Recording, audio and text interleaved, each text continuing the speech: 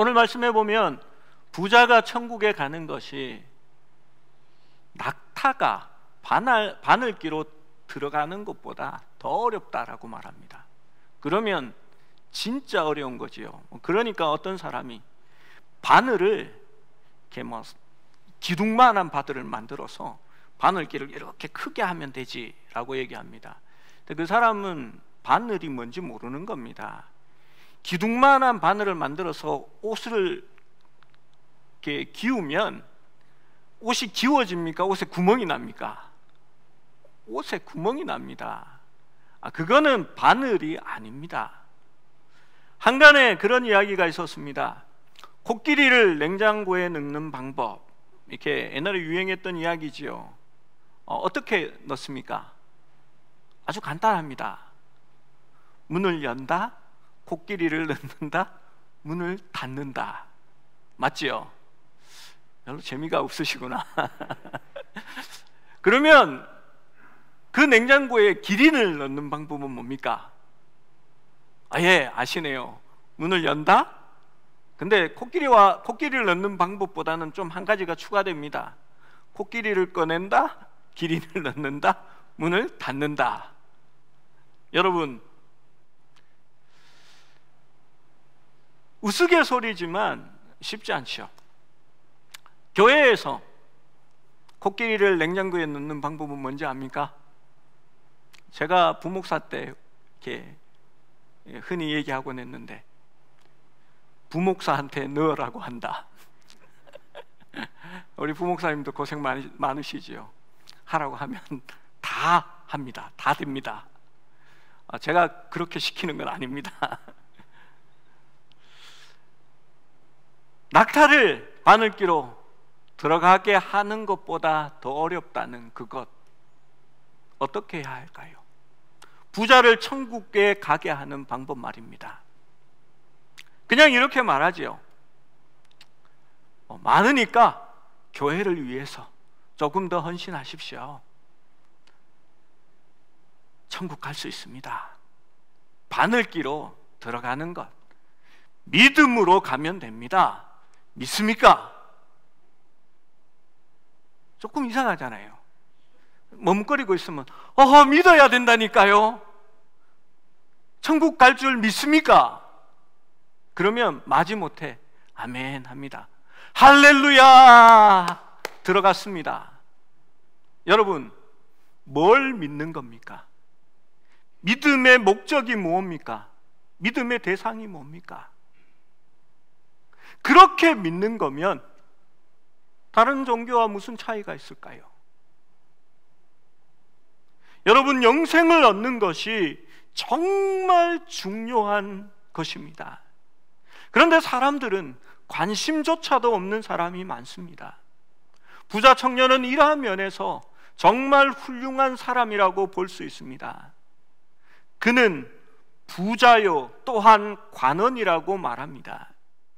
요즘으로 생각하면 재벌 2세가 어린 나이에 국회의원이 된 사람입니다. 그가 영생에 대한 진리를 찾고 있는 겁니다. 그래서 고민하면서 예수님께 나아왔습니다.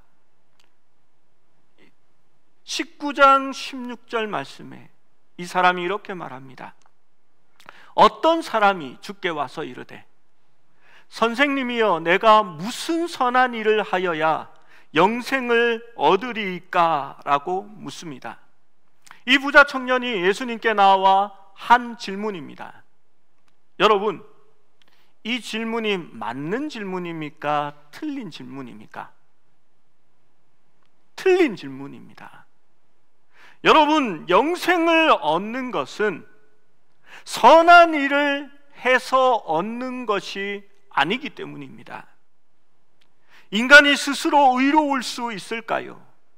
많은 종교들과 철학이 사람이 선한 일을 하면, 그리고 수양을 하면, 돌을 닦으면 영생을 얻는다라고 말합니다. 어떤 종교는 좋은 일을 많이 해야 천국에 간다고 하지요. 천주교와 같은 종교는 불행히도 사제들만 바로 천국에 갑니다. 평신도들은 천국에 가는 것이 아니라 연옥에 갑니다. 그럼 연옥에서 천국으로 옮겨가야 되잖아요. 무엇으로 옮겨가는지 아십니까? 선한 일을 많이 쌓아야 합니다. 내가 못 쌓으면 자녀들이 부모의 이름으로 선한 일을 많이 해야 합니다. 그리고 의로운 의인들, 선한 사람들의 의를, 잉여의를 본인이 그들의 이름으로 기도함으로써 가져와서 연옥에서 천국으로 간다고 합니다. 여러분, 부자 청년과 같은 생각을 하고 있는 것이지요. 교회 다니면서도 이렇게 말합니다. 목사님들은 덕을 많이 쌓아서 천국에 갈 수 있잖아요. 좀 고생스러워도 그렇게 덕을 쌓으시면 하나님께서 축복하실 거예요. 좋은 축복의 말씀인 줄 압니다. 그런데 덕을 쌓는다고 천국에 가는 것은 아닙니다. 여러분, 사랑의 종교니까 사랑을 많이 베풀면 선한 사람이고 영생을 얻을 수 있다라고 생각하십니까? 이제 예수님께서 청년의 생각을 아시고 그 생각을, 그 질문을 바로 잡아주기를 원하십니다. 그래서 17절에서 19절에 이렇게 말합니다. 예수께서 이르시되 어찌하여 선한 일을 내게 묻느냐? 선한 이는 오직 한 분이시니라. 여러분, 선한 분이 누구밖에 없습니까? 예수님, 하나님 한 분밖에 없습니다. 이 부자 청년은 예수님도 선하고 자기도 선하고 의롭게 사는 사람이 있다라고 생각하는 것 같습니다. 그래서 예수님께서 내가 생명을 얻기 원하면 계명을 지키라라고 말합니다. 그러자 이 부자 청년이 이르되 어느 계명이오니까? 예수께서 이르시되 살인하지 말라, 간음하지 말라, 도둑질하지 말라, 거짓 증언하지 말라, 내 부모를 공경하라, 내 이웃을 내 자신과 같이 사랑하는 것이니라 라고 대답하십니다. 영생을 얻기 위해서 절대적인 의미에서 선은 오직 하나님밖에 없습니다. 여러분, 이 율법을 다 지켜 행한다면 과연 의로워질 수 있을까요? 율법의 의는 하나님을 기준으로 우리에게 베풀어 주신 것입니다. 여러분, 율법을 어디까지 지켜야 할까요? 커트라인이 몇 점이 될까요? 요즘 운전면허 시험이 몇 점 이상 합격입니까? 70점요. 율법은 그러면 좀 엄하니까 80점 되면 합격이 될까요? 90점요? 율법은 그렇게 말하지 않습니다. 신명기 17장 19절에 평생에 자기 옆에 두고 읽어 그의 하나님 여호와를 경외하기를 배우며 이 율법의 모든 말과 이 모든 규례를 지켜 행할 것이다 라고 말합니다. 몇 점요? 100점요. 28장 58절은 이렇게 말씀합니다. 내가 만일 이 책에 기록한 이 율법의 모든 말씀을 지켜 행하지 아니하고 내 하나님 여호와라 하는 영화롭고 두려운 이름을 경외하지 아니하면 이라고 말씀합니다. 어떤 말씀입니까? 모든 말씀입니다. 여러분, 자신 있으십니까? 저는 공부를 잘 못해서 100점하고는 옛날부터 좀 거리가 있는 사람입니다. 그래도 하나 정도 뭐 좀 틀려줘야 인간미가 있지 않습니까? 그게 인간입니다. 제가 저희 아들한테 1등 하라라고 하지 않습니다. 대학만 가면 좋겠다라고 얘기합니다. 그래도 아빠가 돈이 없으니까 서울에 있는 대학 가면 좋지라고 얘기합니다. 여러분, 모든 것을 사람이 지킬 수 있을까요? 위나라 해왕이 맹자를 초청합니다. 이 위나라 해왕은 자기 나라를 부흥케 하는 방법이 백성들을 많이 모아서 인구가 많으면 부흥케 된다라고 생각했습니다. 그래서 백성들에게 쌀을 나누어 줬습니다. 요즘 우리 같아요. 이렇게 저도 애들 그걸로 이렇게 쌀을 받았거든요. 그러면 쌀을 많이 나눠주면 사람들이 와, 위나라 좋다, 해왕 정말 대단하다, 나는 그 나라에 가서 살아야 되겠다 하고 위나라로 몰려들 줄 알았는데 이 사람들이 아무도 안 오는 겁니다. 주변국의 백성들이 위나라로 들어와야 되는데 오지 않는 겁니다. 그래서 맹자에게 물었습니다. 그러자 맹자가 이런 이야기를 했습니다. 싸움터에서 양쪽 군사가 맞붙어 싸움을 하고 있는데 이제 적진을 향해 돌격하라고 북을 올렸습니다. 둥둥둥 북을 치자 한 병사가 대단히 겁을 먹고 갑옷을 벗어 던지며 도망을 쳤습니다. 그러다가 100걸음쯤 가서 멈춰 섰습니다. 또 한 병사는 도망을 치다가 50걸음쯤 되는 데서 멈춰 섰습니다. 그리고 50걸음 도망친 사람이 100걸음 도망친 사람에게 말하면서 야, 이 비겁한 놈, 그렇게 멀리 도망가냐? 그렇게 해서 무슨 나라를 지키겠느냐라고 얘기했습니다. 맹자가 해왕에게 말했습니다. 누가 더 의로운 사람이겠습니까? 여러분, 그 얘기가 50보 100보라는 얘기입니다. 많이 의로운 척하고 나는 선한 것 같아도 50보 100보입니다. 그게 사람의 모습입니다. 여러분, 인간은 스스로를 속고 있는 것입니다. 자기가 선을 베풀고 무슨 공로를 세우면 뭔가 대단하게 여기지만 하나님 앞에 선하지 않습니다. 여러분, 매일같이 금식하고 매일 새벽기도 나오고 하루도 빠지지 않고 예배에 나오면 무언가 내가 거룩한 것 같지요. 그런데 거기에서 거기입니다. 사람에게는 본래 의가 없습니다.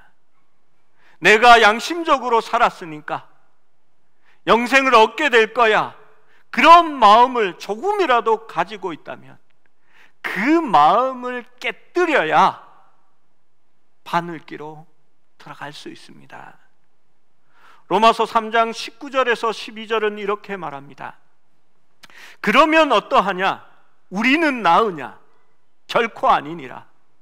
유대인이나 헬라인이나 다 죄 아래에 있다고 우리가 이미 선언하였느니라.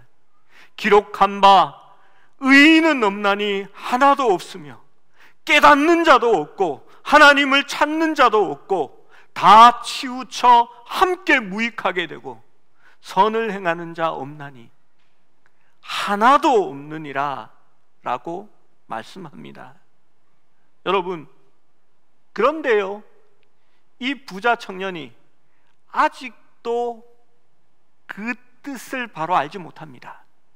그래서 예수님께 이렇게 말합니다. 20절 말씀에 그 청년이 이르되 이 모든 것을 내가 지켜 싸운데 아직도 무엇이 부족하오니까.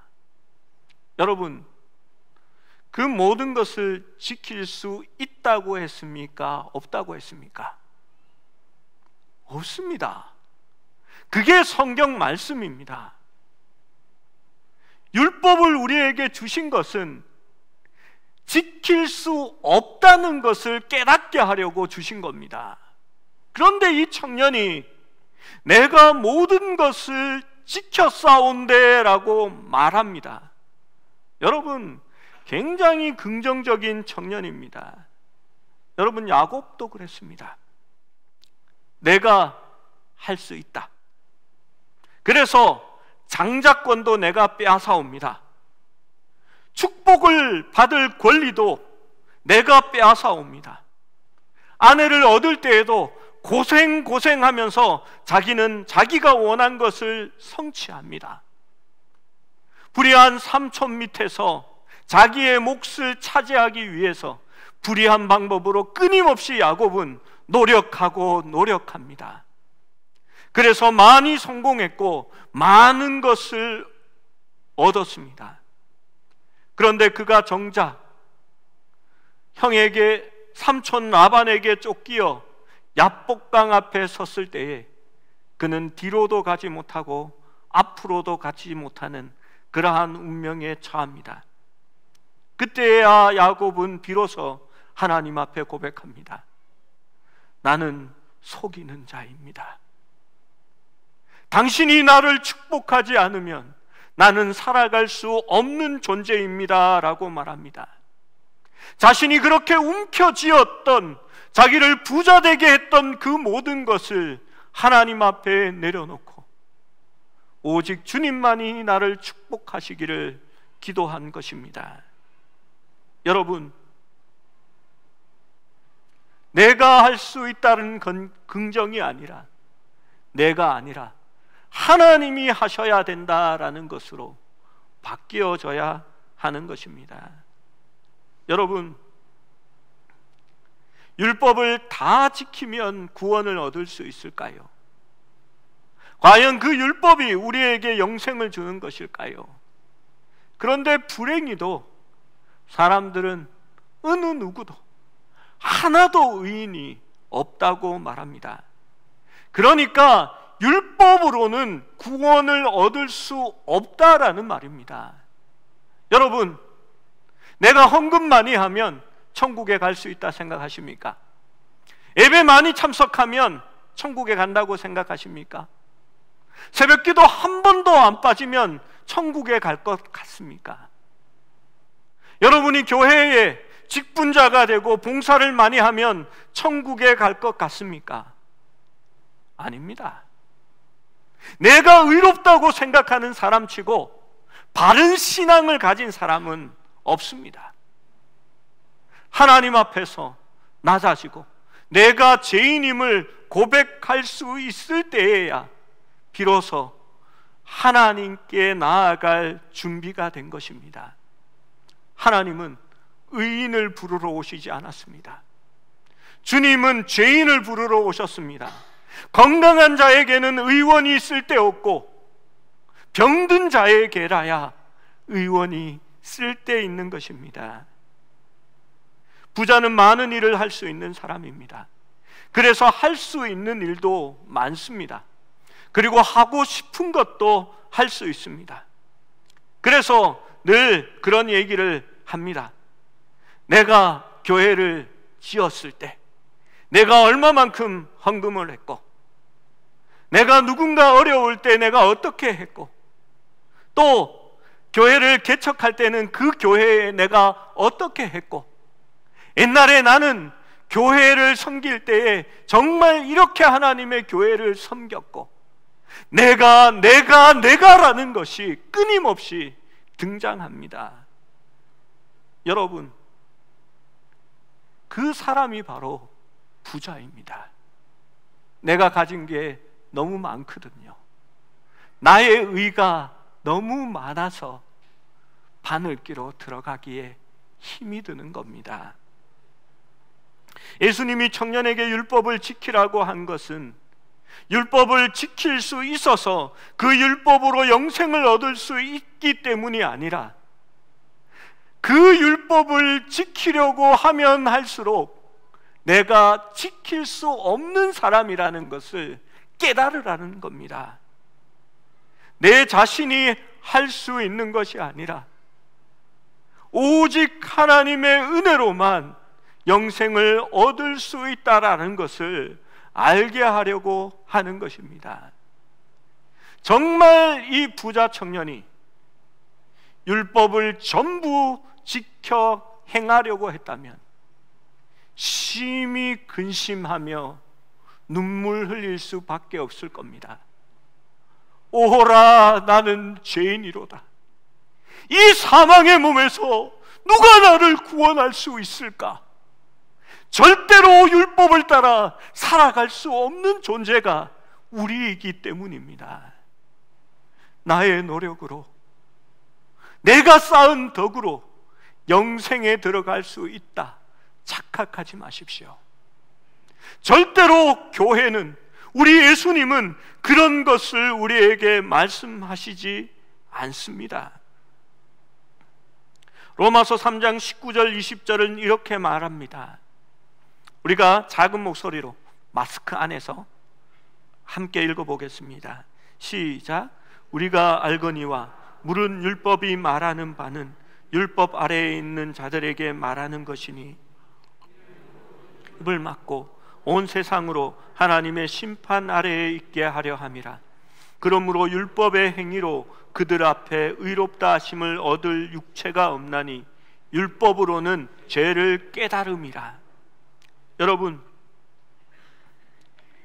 율법 아래에서 율법을 지킴으로 의롭다함을 받기 원하는 사람의 입을 막고 온 세상으로 하나님의 심판 아래 있게 함이니라 라고 말합니다. 율법의 행위로 하나님 앞에 의롭다 하심을 얻을 육체가 없나니 율법으로는 죄를 깨달음이라 라고 말합니다. 여러분, 율법을 지켜보셨습니까? 그 하나님의 계명대로 살아보려고 노력해 보셨습니까? 그게 마음대로 안 됩니다. 그 율법을 지키려고 노력하면 노력할수록 나는 안 되는구나, 나는 그 계명을 지키며 살아갈 수 없는 사람이구나, 내 마음속에는 끊임없이 육체의 소욕들이 살아나는구나 라는 것을 고백할 수밖에 없습니다. 갈라디아서 3장 24절은 이렇게 말합니다. 이같이 율법이 우리를 그리스도께로 인도하는 초등교사가 되어 우리로 하여금 믿음으로 말미암아 의롭다함을 얻게 하려 함이라. 여러분, 무슨 말일까요? 율법을 지키려고 하면 지킬수록 내가 죄인임을 깨닫는 겁니다. 그래서 율법이 아니라 그리스도의 은혜만이, 주님을 믿음으로 말미암아 살아가는 그 삶이 의롭다 하심을 받게 되는 것이라고, 율법이 우리를 그리스도에게로 초점을 옮겨가게 한다는 겁니다. 율법으로는 안 되니까요. 율법으로는 내가 구원받을 수 없으니까요. 율법으로 나의 행위로는 영생을 얻을 수 없기 때문에 그리스도를 바라보게 만든다는 것입니다.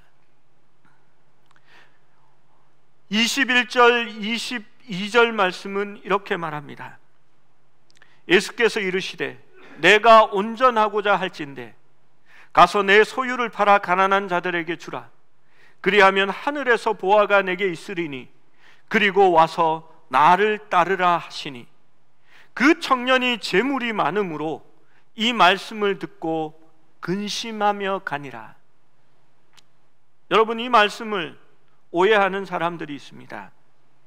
정말 부자들은 모든 것을 팔아 가난한 자에게 주어야 구원을 받는다고 하는 그런 말씀이 아닙니다. 왜 예수님께서 그것을 말씀하셨을까요?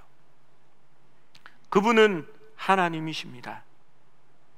이 부자 청년이 과연 말씀을 다 지킬 수 있는 것인지, 그의 문제가 무엇인지를 지적하는 말씀입니다. 이 청년이 할 수 없는 것, 지킬 수 없는 것을 예수님께서 그 청년에게 하라고 시키신 겁니다. 이 청년이 할 수 있을까요? 못했을까요? 자기가 할 수 없구나라는 것을 비로소 깨닫게 된 겁니다.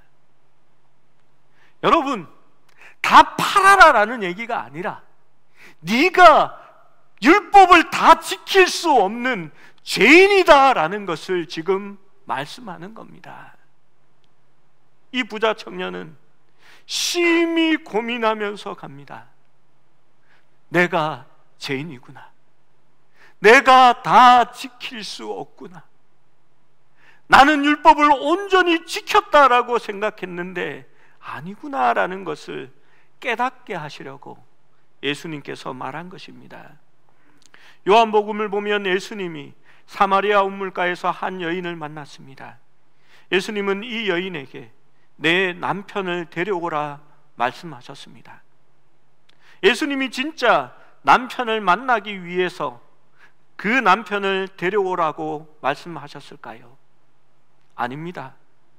여인에게 회개와 자복하기를, 그리고 주님 앞에 은혜의 자리로 죄인의 모습으로 서게 하기 위해서 내 남편을 데려오라라고 말씀하신 겁니다.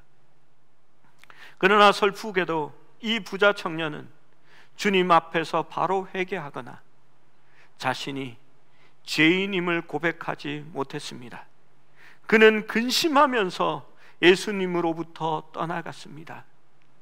그러나 주님 앞에서 자신이 죄인됨을 고백했던 사마리아 여인은 기쁨으로 떠나갔습니다. 여러분, 외적으로 볼 때 이 부자 청년이 많은 계명을 다 지켰다라는 것은 부인할 수 없습니다. 그러나 청년에게는 출애굽기 20장 17절에 탐심에 대한 명령과 또한 출애굽기 20장 3절에 내 앞에 어떤 우상도 두지 말라는 하나님의 말씀을 어긴 것입니다. 그의 부는, 그의 재물은 하나님 앞에 또 하나의 우상이 된 것입니다. 하나님은 이것을 허락하지 않으시는 겁니다.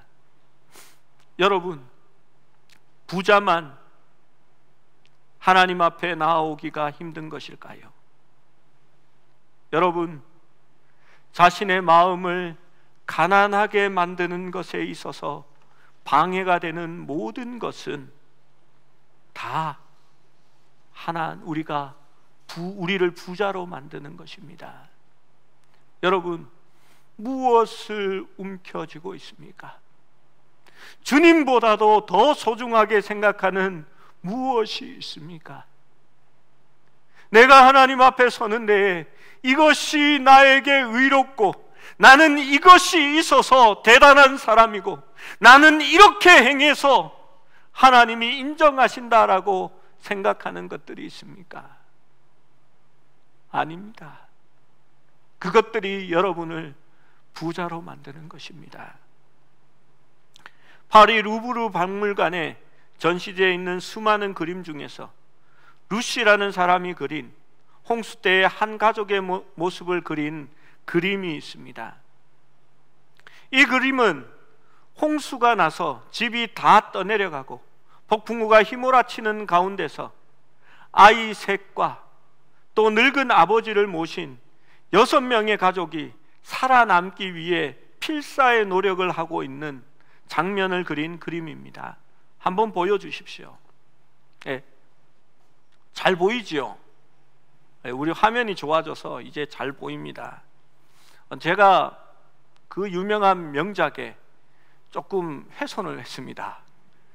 조금 예배 시간에 적절하지 않은 것 같아서 저는 괜찮은데 또 그걸 보고 또 이렇게 실족하는 사람이 있을까봐 제가 중요 부위만 조금 이렇게 훼손을 했습니다. 용서해 주시면 좋겠습니다.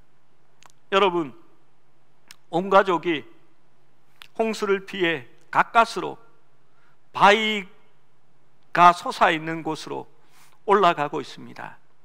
이 가족의 가장이 되는 남자가 바위를 밟고서 바위 위로 솟아난 나무 하나를 손으로 움켜쥐고 있습니다. 보이시지요? 제가 말씀드리는 장면을 눈으로 한번 옮겨가 보십시오. 그의 등에는 늙은 아버지가 엎혀 있고 다른 한 손으로는 그의 아내의 손을 잡아 끌어올리고 있습니다. 그런데 그 아내는 이미 힘이 빠졌습니다. 그리고 체념한 듯 그의 손의 힘을 풀어버렸습니다. 하지만 그녀는 자기의 품에서 울고 있는 어린애는 놓칠 수 없어서 꼭 끌어안고 있습니다. 그리고 다른 애 하나는 살아보고자 엄마의 머리채를 붙잡고 필사적으로 매달려 있습니다. 아이 하나는 불행히도 저 밑에 홍수가 휘몰아치는 바위 위에 이미 죽어 있는 것 같습니다. 그 남자가 4명의 식구를 손으로 잡아 끌면서 필사적으로 매달려 있는 저 고목은 5명의 무게를 감당하지 못해서인지 지금 절반이 부러져 나가고 있습니다. 곧 그 나무가 부러질 것 같습니다. 남편은 눈을 크게 뜨고 공포와 고통에 찬 표정을 하고 있고, 아내는 축 처진 얼굴에 체념과 절망스러운 표정이 나타나 있고, 엄마 품에 안겨있는 어린애는 앙앙 울고 있으며, 조금 큰 애는 엄마의 머리채에 매달려서 떨어지지 않으려고 발버둥 치고 있습니다. 그런데 가장 재미있는 표정의 소유자가 있습니다. 다음 화면을 한번 넘겨주십시오. 그 얼굴 부분을 제가 확대해서 다시 붙였습니다. 가장 재미있는 표정의 소유자는 가장의 등에 엎혀 있는 늙은 아버지입니다. 그 노인은 아들의 등에 엎혀서 한 손으로는 아들의 목을 끌어안고 있는데 다른 한 손으로는 무언가를 꼭 움켜쥐고 있습니다. 빨간 주머니입니다. 돈주머니겠지요. 움켜쥐고 있는 그 돈주머니를 코앞에 바짝 들고는 그 노인은 눈을 지그시 감습니다. 폭풍우가 휘몰아쳐도 위험이 닥쳐와도 이 돈주머니만 붙들고 있으면 안심이다라고 생각하는 그러한 표정입니다. 이 노인에게 폭풍우나 매달려 있는 부러져 나갈 것 같은 나무와 같은 위험은 보이지 않습니다. 오직 돈주머니가 가장 중요하고 그것을 꽉 붙들고 있습니다. 그리고 자신의 초점을 거기에 두면서 온 가족이 죽어가는데도, 자신도 죽을지도 모르는데도 자기에게 안심을 주는 돈주머니만을 코앞에 두고 있는 것입니다. 여러분, 저는 이 그림이 오늘날 우리의 모습을 풍자하는 것 같습니다. 하나님의 영생을 받아야 하고 영원한 천국에서 살아야 하는 우리가 지금 구원받아야 하는데 돈을 모으는 것, 그 돈을 쓰는 것, 돈을 소유하는 것에 정신이 팔려서 믿음이나 신앙은 뒷전으로 돌리고 돈만 있으면 우리의 인생이 해결된다라고 생각하는 자본주의, 황금 만능주의의 시대에 우리가 살아가고 있는 것입니다. 여러분, 영생의 가치를 가장 우선순위로 두어야 합니다. 여러분, 무엇보다도 하나님 나라가 가장 중요한 것임을 고백할 수 있어야 합니다. 천국은 마치 모든 것을 팔아 그 밭을 사는 사람들, 또 자신이 가진 모든 것을 팔아서 그 진주를 사는 사람과 같다라고 말씀하셨습니다. 여러분, 영생의 우선순위를 두십시오. 그 영생은 내가 스스로 차지하는 것이 아니라 내가 의지하는 그 어떤 것보다도 주님을 의지할 때에 우리에게 찾아오는 것입니다. 그것이 바로 은혜라는 것입니다. 사랑하는 여러분, 기회는 많지 않습니다. 사랑하는 부모님들, 남편들, 내 주위의 친구들, 아직 하나님을 알지 못하고 영생을 받지 못했다면 그들을 위해서 기도하고 무엇보다도 그들을 위해 노력하십시오. 영생의 문제보다 중요한 것이 어디에 있겠습니까? 나의 인생에 주님이 필요하고 가장 가난한 자의 모습으로 하나님 앞에 설 수 있는 우리가 될 수 있어야 합니다. 심령이 가난한 자는 천국이 저희 것이라 말씀하셨습니다.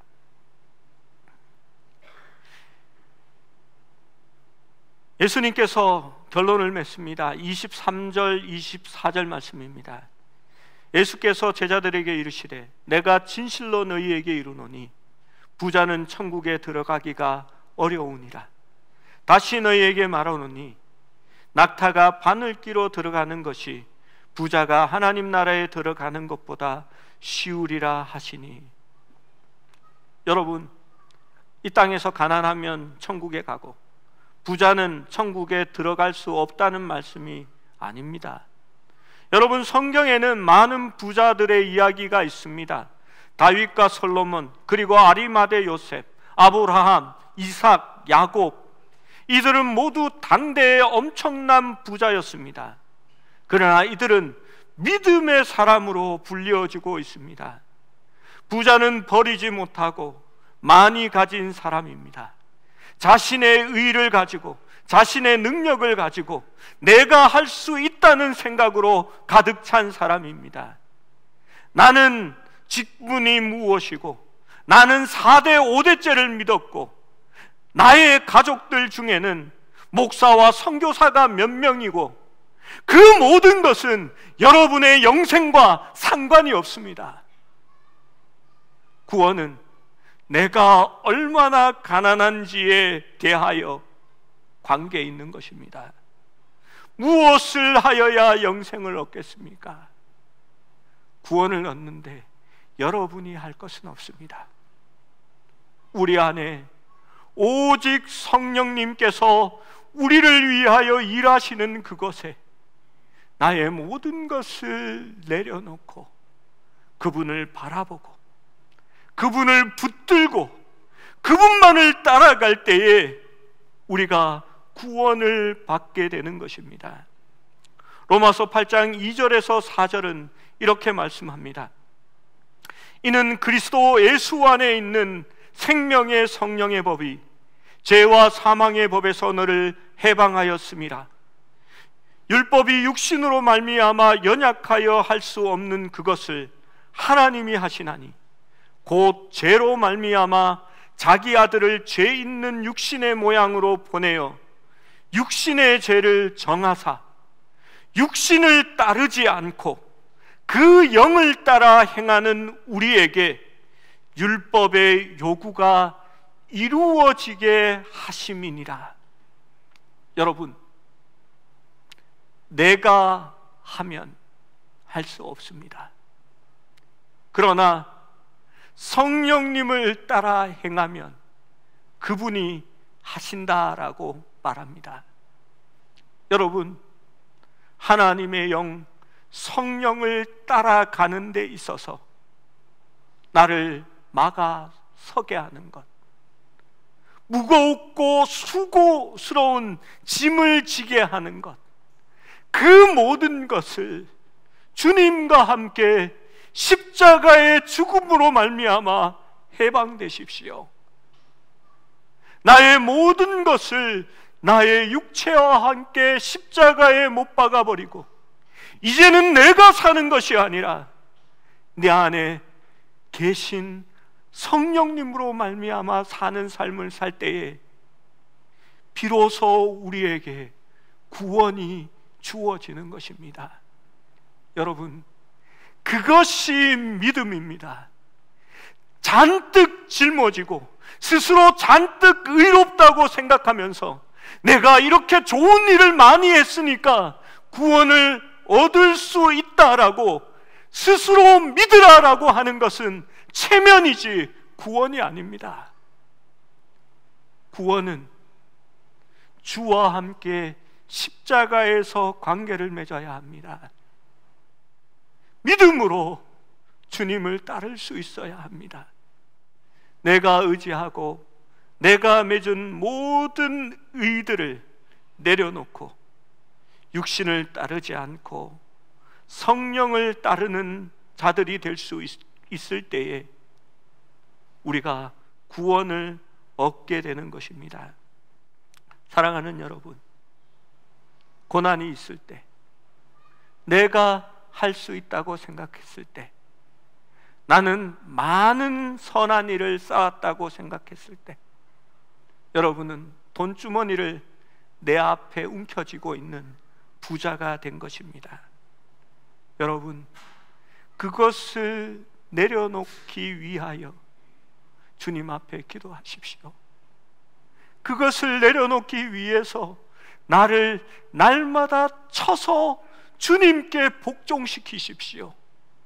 나는 날마다 십자가에서 죽노라라고 주님 앞에 말할 수 있을 때에 우리의 모든 무거운 것들은 십자가 앞에서 풀어지고 우리는 주님께서 주시는 새로운 자유를 맛보게 될 것입니다.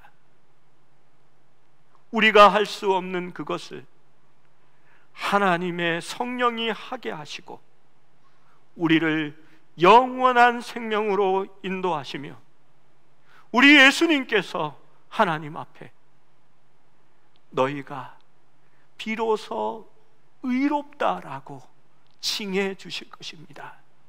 그것이 우리가 받은 의인의 모습이 되는 것입니다. 의는 나의 것이 아니라 주님의 의를 덧입는 것입니다. 그 의는 오직 십자가로 말미암은 것입니다. 기도하겠습니다.